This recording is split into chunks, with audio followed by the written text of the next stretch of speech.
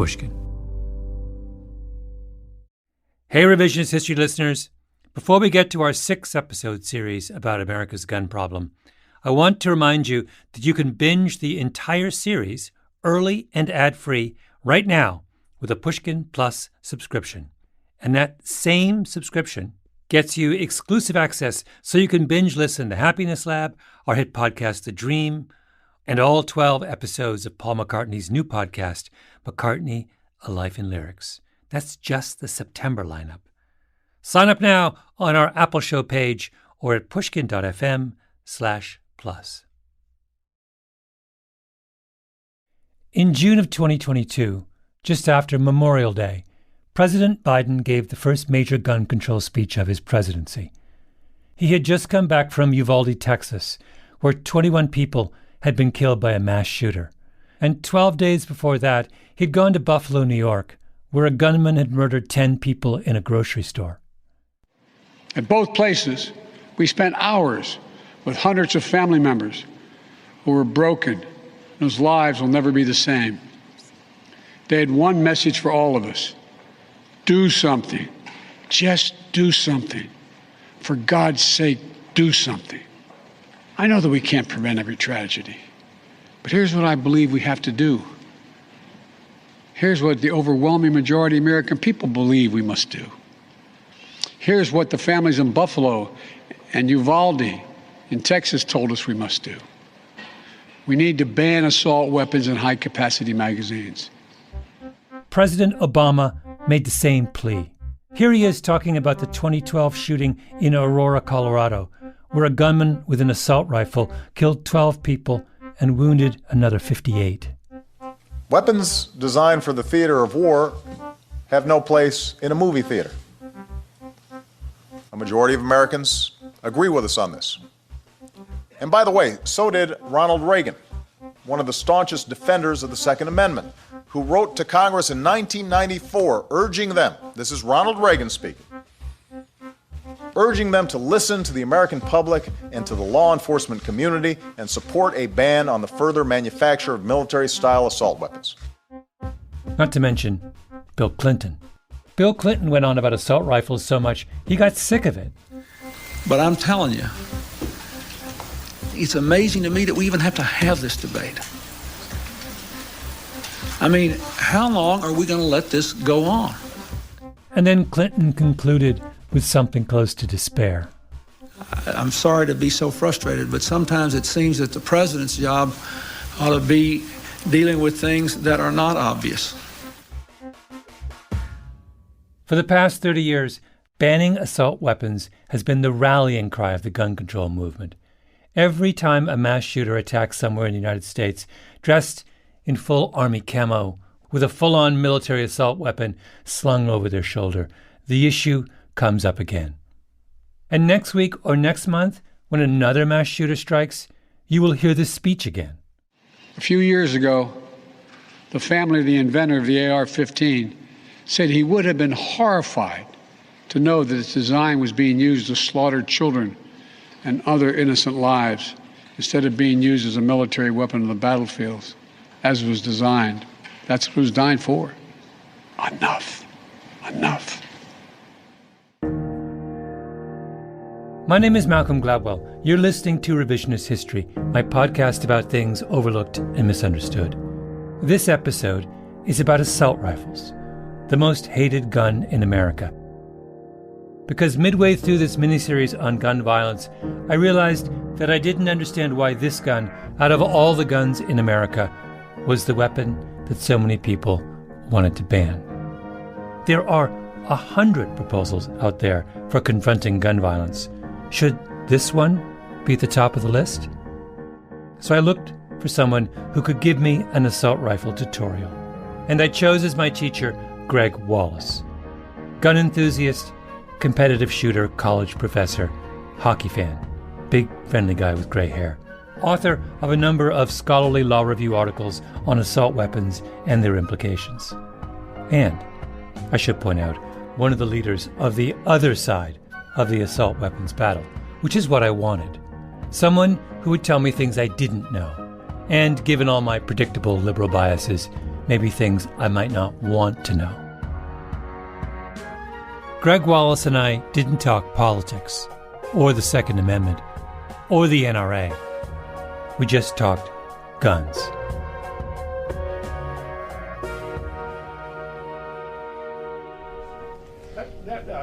Close that blind over there. That sun maybe come here. I got it. No, I got it here. The tutorial began in his office at Campbell Law School in Durham, North Carolina. Wallace put a large black nylon bag on his desk and took out the gun in question. It is as I told you, it is a felony to bring a firearm on an educational campus in North Carolina. But there is a nice exception for educational purposes. And I have my get out of jail free letter here from the dean. It was an AR-15, the most popular brand of assault rifle sold in the United States. What does the AR stand for? Armalite rifle. Oh, Armalite, yeah. Yeah. The company that made it. In the Second World War, American soldiers used a rifle called the M1. You've seen one, I'm sure, in war movies. Long, slender, unadorned. The body of the rifle is made of walnut, with a metal gun barrel poking out of one end. An AR-15 belongs to the generation of military weapons that followed the M1. Made out of metal, with plastic in the stock and the handguard. Black, much lighter than its predecessor, firing a less powerful, smaller bullet. It's a trade-off. Do you go with more rounds of a perhaps less lethal, still lethal, but less so, and allow the soldier to carry more rounds, or do you go with the larger, more lethal round, but they can't carry as many? And that's the trade-off, and the military decided to go with the smaller round.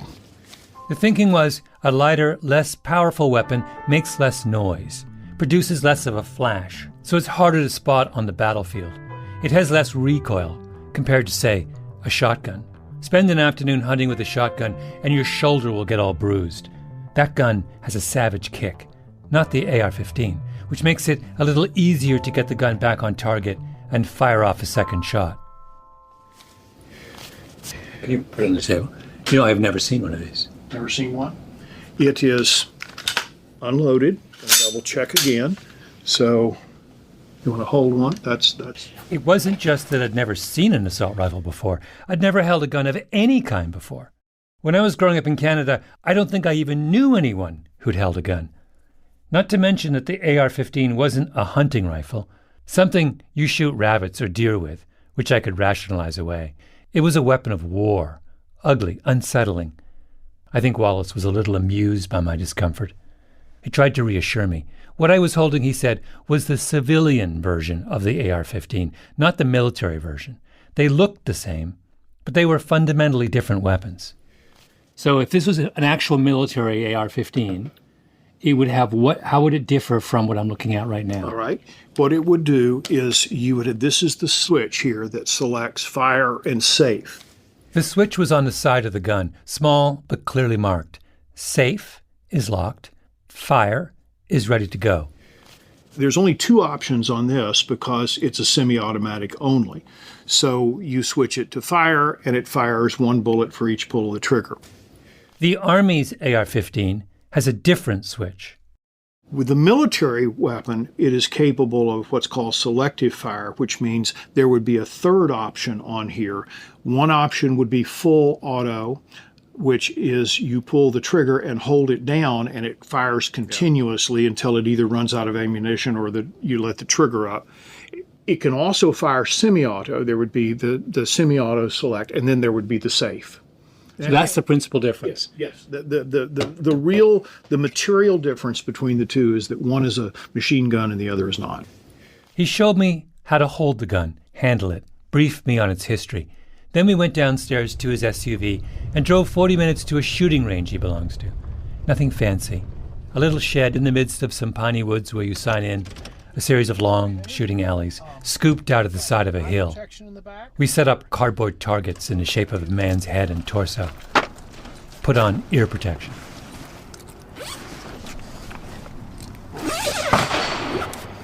All right, we're going to start off with this one right here. This is it's a custom-built AR-15. It has the adjustable stock. It has a 14.5-inch barrel, but with this right here, this muzzle device is pinned and welded on it, so the barrel is 16 inches long. If it's not 16 inches long, if it's shorter than that, it's called a short barrel rifle, and you have to register it with the ATF and pay a $200 tax stamp, okay? This is legal, I mean, obviously. All right, you want to shoot it? Yeah. Okay, all right. Let's get you comfortable on this here. So, see if that works. Now, what you need to do is to hold it up here, okay? All right, and then you need to lean your head over a little bit where you can see with you keep looking with your right eye. You want to see that, you want to find the red dot in there. Oh, I see the red dot. You see it? Yep. This time you want to come out here and take this one up and hold it right here. Okay, put your finger up on the side.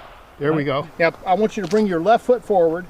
Get in that kind of boxing stance. There you go. There you go. All right, bend forward just a little bit. All right. Now I'm going to take it off of safety. Now once you touch that trigger, once the safety goes off, it will fire. Okay. All right. So aim it.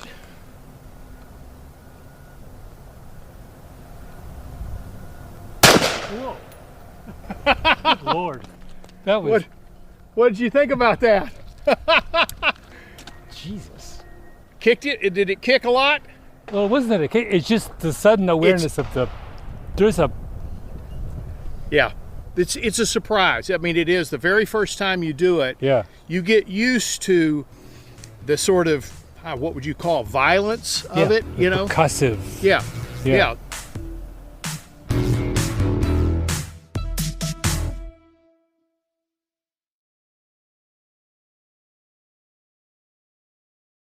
My first question for Wallace was, what makes an assault rifle an assault rifle? What was it that I was holding? When I fired it, it sounded like I imagined a gun would sound like, and felt just like I had imagined a gun would feel like. So what made this gun different from other guns? I thought there would be an easy answer. It turns out there wasn't. One of the things about the AR-15 is some people have called it the Lego of modern rifles, because you can put a lot of different things on it. Yes. So this has got a scope on it rather than just the red dot sight there. It's got a scope, 1 to 10 scope. It also has this red dot here that I can flip it to the side and aim it if I'm going from scope to red dot like that. It has a flashlight on it. And it has a little hand stop here, a little grip stuff. What he meant by that phrase, the Lego of modern rifles, was that the AR-15 was endlessly configurable. It's not like a Smith & Wesson 6-shooter from the 19th century, or a colonial musket, or even the shotgun that your parents might have had. We all have a picture in our mind of what those guns look like. But an AR-15 is more like a firearm platform than a specific kind of gun.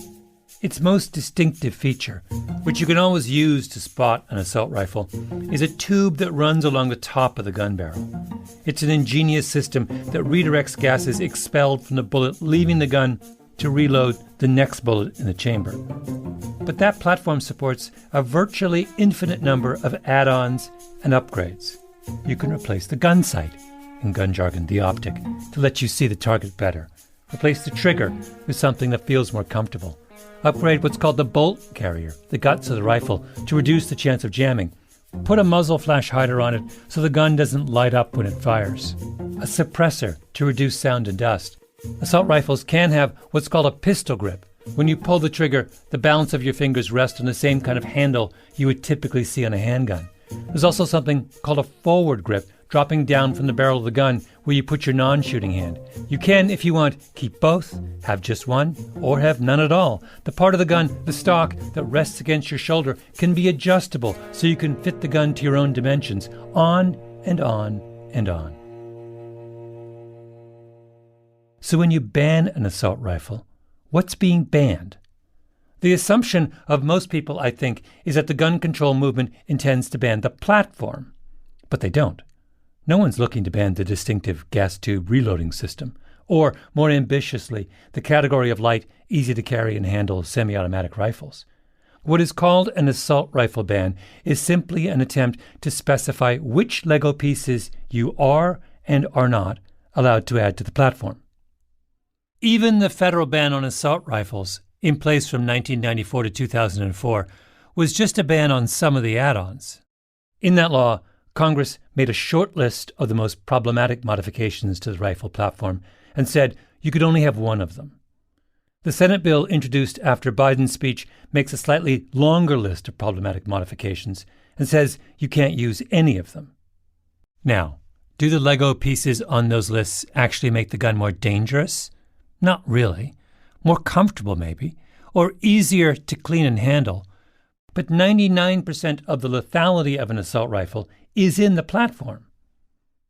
When we were at the range, for example, Wallace went on at some length about another of the modifications that comes up in assault weapons discussions: magazine size.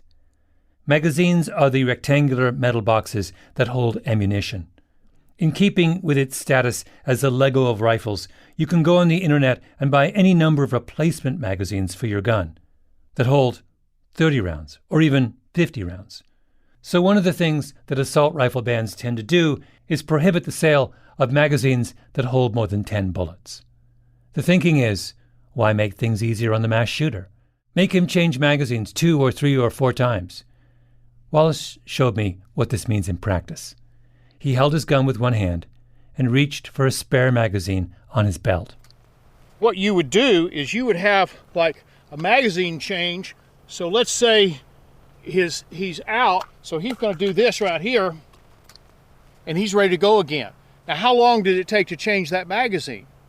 Just a couple of seconds. Mm-hmm. And one of the things that the people who say, well, we got to make magazine changes more often, make smaller magazines so he'll have to change more often. If you were lying down on the ground there, could you get up and attack me in the time it took me to change that magazine?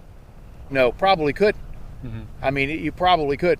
So I'd have you do it, but I don't want you to get your clothes all dirty. But when you're in a closed area and people are down on the floor, it's going to be a rare situation where somebody is going to be able to jump up and subdue the shooter while he's changing a magazine. Yeah. Wallace's point was that limiting magazines was the kind of thing that sounded like a good idea to people who didn't know anything about guns, or who were too squeamish to think about the way mass shooters actually behave. And then you have mass shooters with several guns, different guns, multiple guns, and if they're done with one, they just drop it and they pick up the other one. It's about as fast as a magazine change. How is a mass shooter being deterred by this kind of legislation? And by the way, have you ever looked at the appendix to a typical assault rifle ban? Right after they catalog the short list of guns that will be made illegal, they run a very long list of the guns that will remain on the market, the guns you can still buy. There are hundreds and hundreds of weapons typically on the exempt list, stretching over many pages. Let me just read to you from the appendix of the Senate assault rifle ban introduced after Biden's speech. I've chosen at random the section that deals with guns made by the Browning Arms Company of Ogden, Utah. Browning BAR Mark II Safari Magnum Rifle, Browning BAR Mark II Safari Semi-Auto Rifle, Browning BAR Stalker Rifle, Browning High Power Rifle, Browning Long Track Rifle, Browning Short Track Rifle. But the Browning High Power Rifle? No one has a problem with it. Same for the Browning BAR Safari Magnum Rifle. Do you know what Browning says about the origins of their BAR rifles on their website? This rifle was commissioned by the U.S. Army in an effort to break the stalemate of trench warfare in the battlefields of France and Belgium. It is considered one of the first and certainly one of the most effective of all the automatic centerfire light machine guns ever made. This gun, perfectly legal. Why? because it doesn't look all black and metal and menacing. Assault rifle bans are not really prohibitions on dangerous weapons. They are attempts to wrap a small subset of dangerous weapons ever so gently in red tape. Let's talk a little bit about the historical context of this. I'm trying to understand why, given all that you've said, all of these nuances, how does the AR-15 become such a kind of bogeyman in this gun control debate? How does it become so notorious? What is your interpretation of how this gun acquires such a kind of bad reputation? There was a fellow back in the late 1980s named Josh Sugarman at the Violence Policy Center, and one of the things that people who wanted to ban guns back in the 60s, 70s, 80s, they focused on handguns. Their call for handgun bans really never got any traction in the media or with legislators. So he published a paper that suggested that they change policy and focus on these so-called assault weapons. And he said there were two things. He says, number one, we can take advantage of the public's ignorance that they are machine guns. And even today, there are a lot of people who still, like Geraldo Rivera on the 5, think that these AR-15s are fully automatic weapons. And that's a mistake. They're not. And then he also said, and we can also take advantage of their scary looks. Sort of the scary black rifle kind of thing where they're just terrifying. They communicate some kind of sinister, effects. Wallace was talking about a hugely influential report that came out before the first assault rifle ban was passed in the 1990s that really put the issue on the map. I looked it up after Wallace told me about it. Here's the conclusion, which I have to say astounded me. Assault weapons, just like armor-piercing bullets, machine guns, and plastic firearms, are a new topic. The weapon's menacing looks, coupled with the public's confusion over fully automatic machine guns versus semi-automatic assault weapons, anything that looks like a machine gun is assumed to be a machine gun, can only increase the chance of public support for restrictions on these weapons. The campaign against assault rifles was predicated on the assumption that most of us don't really know what an assault rifle is.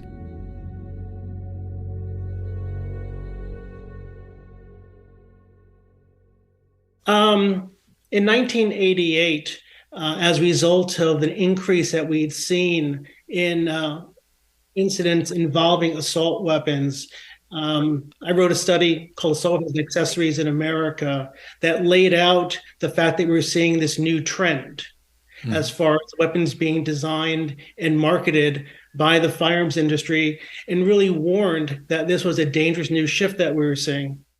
Josh Sugarman, Executive Director of the Violence Policy Institute. And were you one of the first voices to kind of point out the rise of assault weapons as a problem? Yes, I was one of the first voices to focus on assault weapons. It really was because of historically, the Violence Policy Center has tracked the gun industry, tracked their trends, tracked what they're marketing, what they're developing. I called Sugarman up right after I got back from North Carolina. His group has been at the forefront of the assault rifle ban movement since the 1990s. Strategy, research, the thinking behind legislation. A few years ago, for example, his outfit published Bullet Hoses, Semi-Automatic Assault Weapons, What Are They? What's So Bad About Them? The first chapter is a short 10-point executive summary of the group's position. And let me read to you the first 4 points. 1. Semi-automatic assault weapons are civilian versions of military assault weapons. There are virtually no significant differences between them. 2. Military assault weapons are machine guns. 3. Civilian assault weapons are not machine guns. They are semi-automatic weapons. Okay, then comes the crucial point. 4. However, this is a distinction without a difference in terms of killing power. Civilian semi-automatic assault weapons incorporate all the functional design features that make assault weapons so deadly. They are arguably more deadly than military versions because most experts agree that semi-automatic fire is more accurate and thus more lethal than automatic fire. According to one of the leading gun control advocates in the country, the assault weapons the military uses and the ones legal for civilian use are essentially identical in their killing power. Now, I had actually asked Wallace about this when we were at the range. Could he do a simple demonstration for me? How fast could he fire his semi-automatic assault rifle, the AR-15? I actually have, let me make this a little more interesting. I have a timer. He clipped an electronic device to his belt. All right, 30 round magazine. Now you're going to do this as fast as you can. Fast as I can. Okay.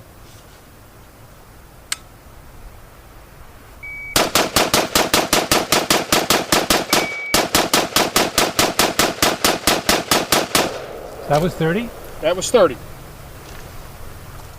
Wow. 6.5 seconds. An assault rifle can fire a lot of bullets in a very short time. Then he picked up a semi-automatic handgun from his gun bag and repeated the exercise. Held the gun out with two hands, aimed at the target, fired off 10 shots as fast as he could.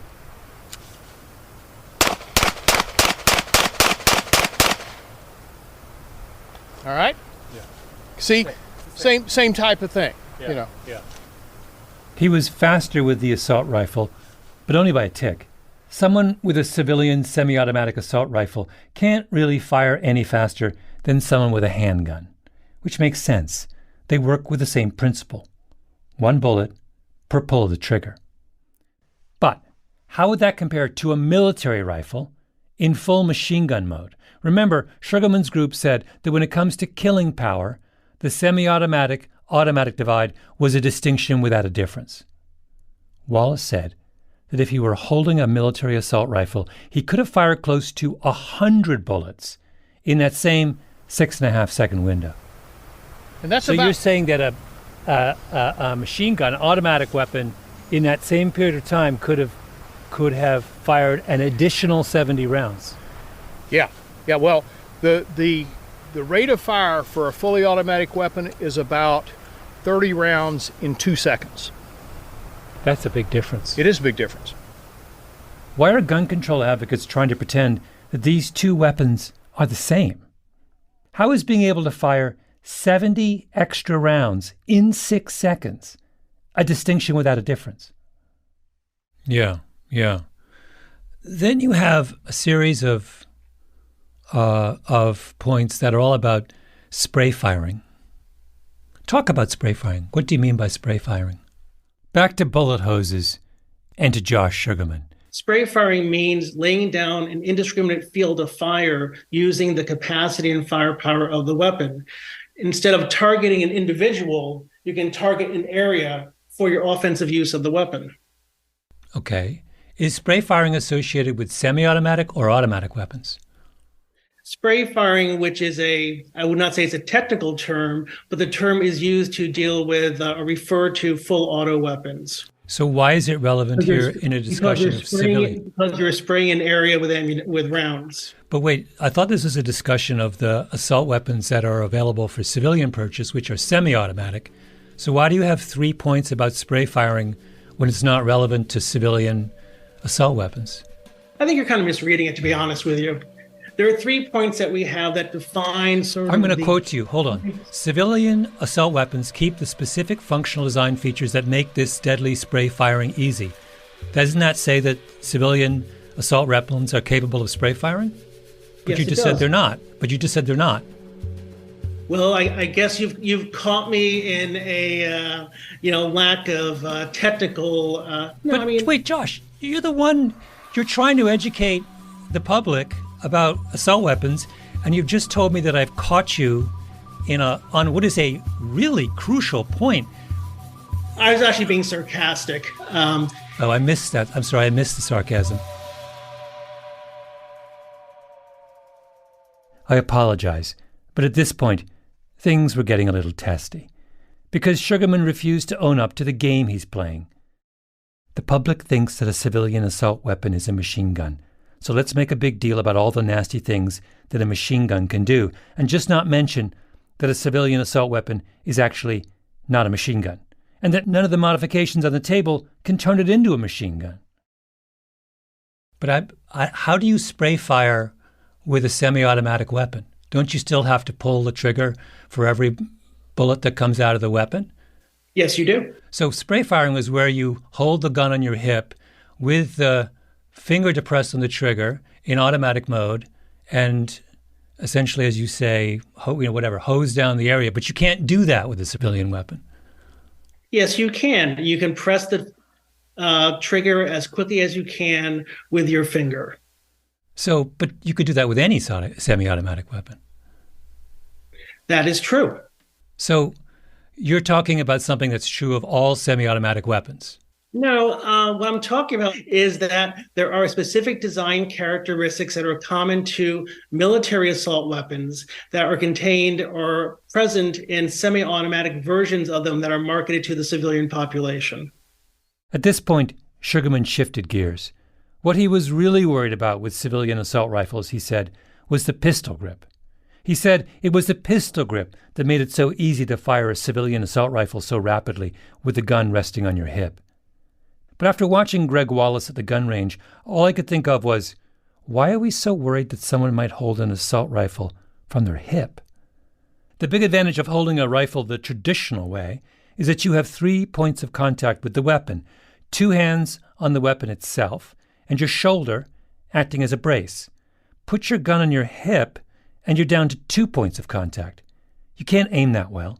Your arm's going to get really tired because the gun is a big, heavy piece of metal, and your wrist is kind of awkwardly tucked in under the gun because it's not designed to be used that way.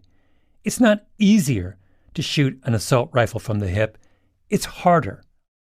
I know people fire guns that way all the time in the movies, but that's the movies.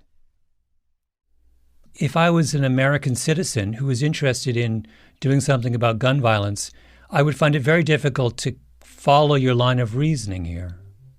You both say that these guns are functionally equivalent. Then you say, well, they're not functionally equivalent because one's automatic and one's semi-automatic. And then you say, well, actually, the semi-automatic one is worse. And then you say, and they facilitate spray firing, but then you say spray firing is really associated with the automatic version, which is not the one we're talking about. My head is spinning. Why don't you just say what you mean? I think part of it is I know a lot more about guns than you do, I think. And I think you're kind of creating a word salad from some sort of, I don't know why. In the previous episode of this series, I talked about the absurdity of the stories that gun lovers tell themselves. That all of us, for our own good, need to be armed before we descend into the New York City subway. Or that an obscure English slave trader named John Knight is all that stands between us and tyranny. This is the same kind of absurdity, only from the other side. This is someone just making stuff up in order to rile us all up and try and win a policy argument. Now, I understand why Sugarman is doing it. He wants to find a crack in the armor of the gun lobby, and he thinks assault rifles are his way in. And by the way, I'm completely sympathetic to the overall cause. I'm a Canadian, for goodness sake. I don't believe anyone should have guns at all. But this is the problem with the way we talk about guns, right? That in the middle of an ongoing national tragedy, we can't bring ourselves to have an honest conversation about guns. Both sides would rather just make things up. And if you can't have an honest conversation, how do you get anywhere?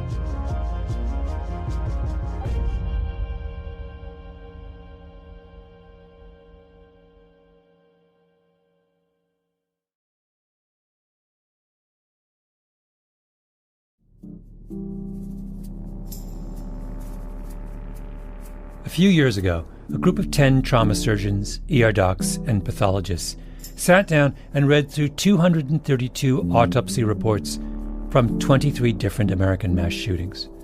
They sorted every victim according to the gun they were shot with: handgun, shotgun, rifle. The group wanted to know, did the kind of weapon used by a mass shooter make a difference in the likelihood of one of their gunshot victims dying? It wasn't a question anyone had ever asked before, maybe because the answer seemed obvious. Rifles fire bigger bullets at greater velocity than handguns.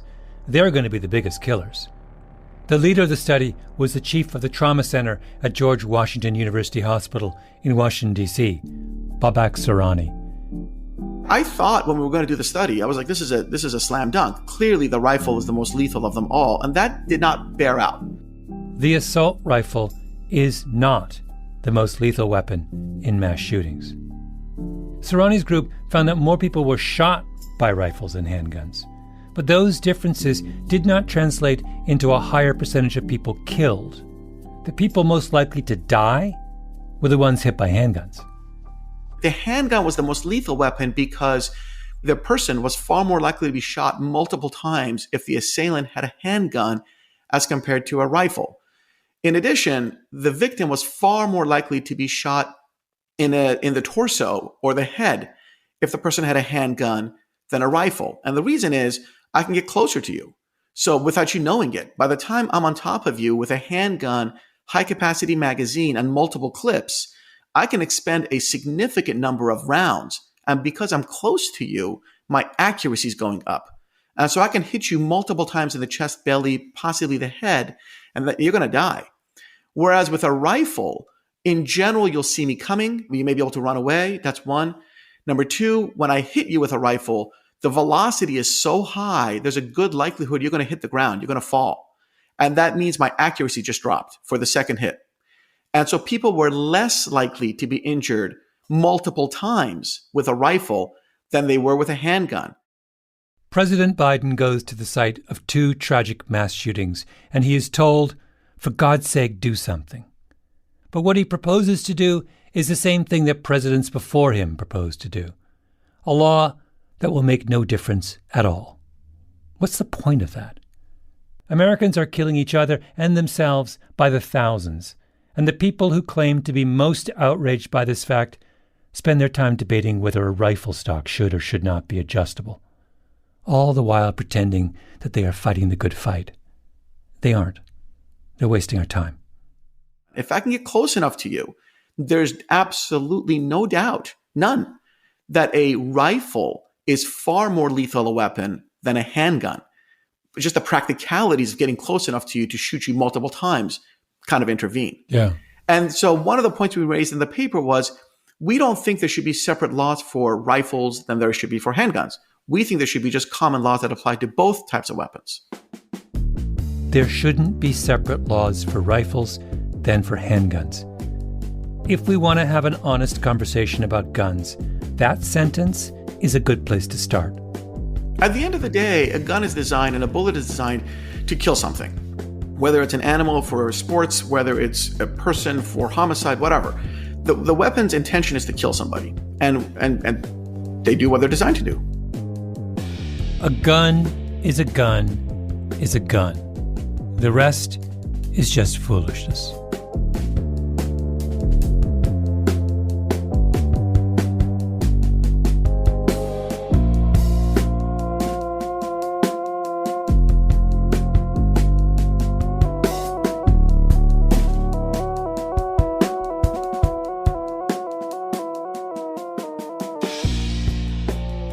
Our Revisionist History Gun series was produced by Jacob Smith, Ben Nadaf Hafri, Kiara Powell, Tali Emlin, and Lee Mengistu.